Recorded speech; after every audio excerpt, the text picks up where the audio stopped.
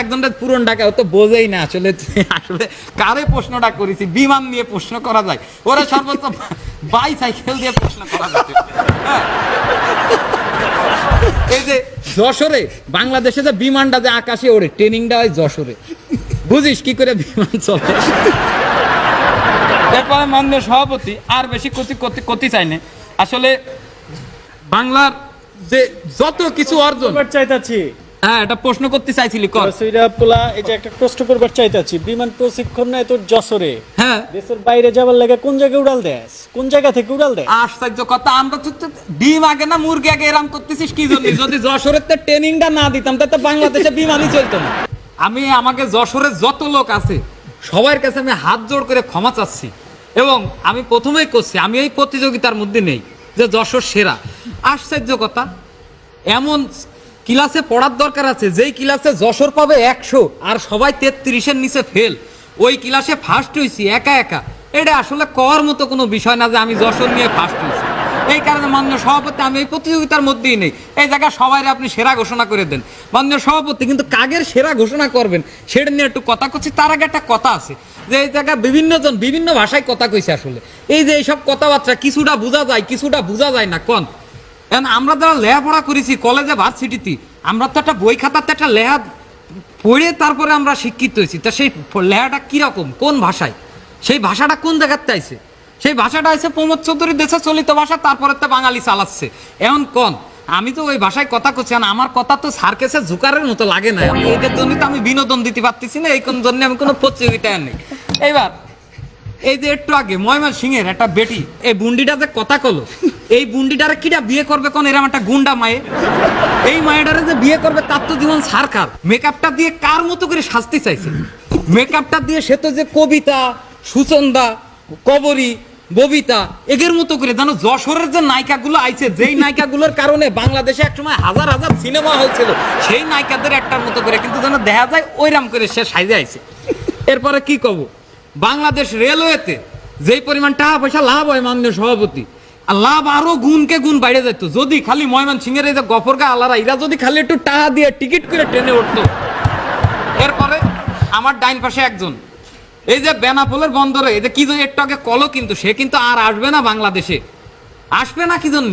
কারণ এই যে বেনাপোল বন্দর দিয়ে আসার সময় ওই জায়গায় টাকা পয়সা পাই মানছি, দুপুরবেলা খাইছে খাই চলে আসছে। এই যে তারা করলে যে তাকে নাটক সিরিয়াল, তাকে নাটক সিরিয়ালের মধ্যে একটা জিনিস দেখা যায় যে তাকে বউরা চলে যায়।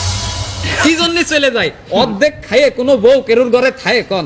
তারা যদি একটু কিপটেমিটা না করতো অন্তত তাদের ঘরের বউটা ঠিক মতো থাকতো। মাননীয় পয়েন্ট অফ অর্ডার মাননীয় সভাপতি, আসলে আমাদের সিরিয়ালে আমরা যখন নাটক দেখাই এই একটি মানুষ কিন্তু কোটিপতির নিচে কিন্তু আমরা কোনো নাটক দেখাই না, কোনো গরিব মানুষ কিন্তু দেখাই না। পুরন ঢাকার এই ভাইটা তার বউ কোনো শাকসবজি খায় না, সকালবেলাও তেয়ারি খাবে, দুপুরবেলাও তেয়ারি খাবে, রাত্রির বেলাও বিরিয়ানি খাবে। এখন যে শাকসবজি না খায় তার মাথায় তো কোনো বুদ্ধি শুদ্ধি থাকে না, সে বোঝে না তার জামাই কয় টাকা ইনকাম করে। সে জামাই রেখো আজকে এটা কিনে দাও, কালকে ওইটা কিনে দাও, আজকে এখানে নিয়ে যাও, কালকে সেনি নিয়ে যাও, খালি এনি সেনি জাতি জাতি। এই লোকটার জীবনটা দেখছেন, শেভ করার পর্যন্ত পয়সা নেই। আর এই যে একটা আইছে একটা অশিক্ষিত যে সবাই কইছে, এতগুলো মানুষ আসলে মিথ্যে কথা কোনোদিন করতে পারে না। সে এদের টিভিতে আইছে শুই নেই চেদ্রায় পড়িছে, নীল চশমা লাল জামা কয় বলে সব সংস্কৃতি। আচ্ছা নীল চশমা কি নবাব সলিমুল্লাহর কথা কেছে করবো কলিমুল্লাহর ভাই বলে কি নীল চশমা পরতো? এই যে মুসলমানি করে ডিজে পার্টি করে, জানো ডিজে পার্টি কি পুরান ঢাকার সংস্কৃতি কবে ছিল? কোনোদিনও ছিল না। এদের আসল ধান্দা আছে মোজ মাস্তি করবে, কি করে কিভাবে ফুর্তি করে বেড়াবে সেই চিন্তা। এদের কোনো এসব কোনো সংস্কৃতি আছে সব অজুহাত। আর এই যে বরিশাল যেইভাবে এই যে পুরান ঢাকার ভাইটা কইছিল যে নদী টদী সব দূষণ করে ফেলাইছে ঢাকার আশেপাশে, ঠিক এইভাবে বরিশাল্লা যেই জায়গা গেছে সেই জায়গাতেই দূষণ হয়েছে। নোয়াখালী এটা তো চোর, এটা দেন আমার দিকে চায় রয়েছে, এটাই সেটা মুরগি চোর। মাননীয় সভাপতি এবার কইছে যশোরে কি কি আছে। মাননীয় সভাপতি বাংলা ভাষা একটা প্রবাদ আছে, কই মাছের ঝান মারলিও মরি না আমরা। এরপরে করছে এই যে একজন কুমিল্লা সওয়াল একজন দেখে ওই যে একটা মেয়েরে গেছে ফুল দিয়ে প্রেম করতে, ফুলটা যে কিনেছে ফুলটা পাইছে কোন জায়গাতে, ফুলটা আসে কোন জায়গাতে? ঢাকা শহরে।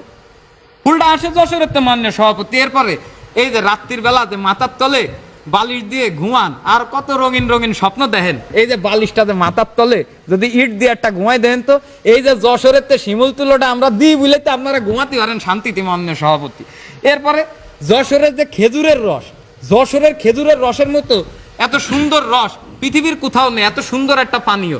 এই পানীয় দিয়ে আমরা গুড় বানাই, সেই গুড় দিয়ে যে আপনাদের এই যে বরিশালারা তাকে যে জামাই বিদায় করে পিঠা খাওয়ায় একটু পরে বুন্ডি। এত ব্যস্ত হয়েছেন কি জন্য? আইসি তো বাংলাদেশটা স্বাধীন করে দিছি আমরা যশোরের, তার আমার একটু কথা কওয়ার সময় স্বাধীনতা দিচ্ছি না, এটা তো হয় না।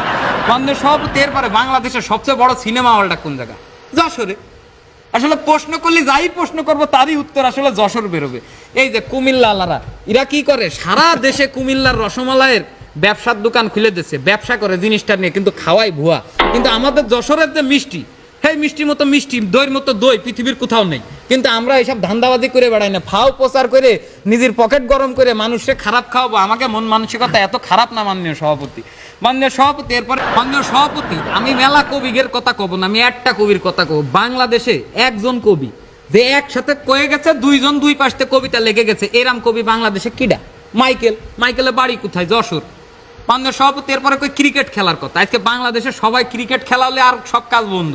তাহলে এই ক্রিকেট খেলাটা বর্তমানে গ্রেটার যশোরের আশেপাশের যে ছেলেপেলেগুলো আছে, এই গ্রেটার যে যশোরের ছেলেপেলেগুলো যদি খেলে আর উল্টো পাশে বাংলাদেশের এই যে ইরাজার যে জায়গাতে আইছে, এদের সবার এলাকার প্লেয়ারগুলোরে দাঁড় করান, তা মনে করেন যে আমরা যে রান করবো ওরা তার অর্ধেক রানও করতে পারবে না। তাই মাননীয় সভাপতি, আসলে সেরা কারা এটা নিয়ে খালি খালি এগের সাথে বিতর্ক করার কোনো মানে নেই। ধন্যবাদ।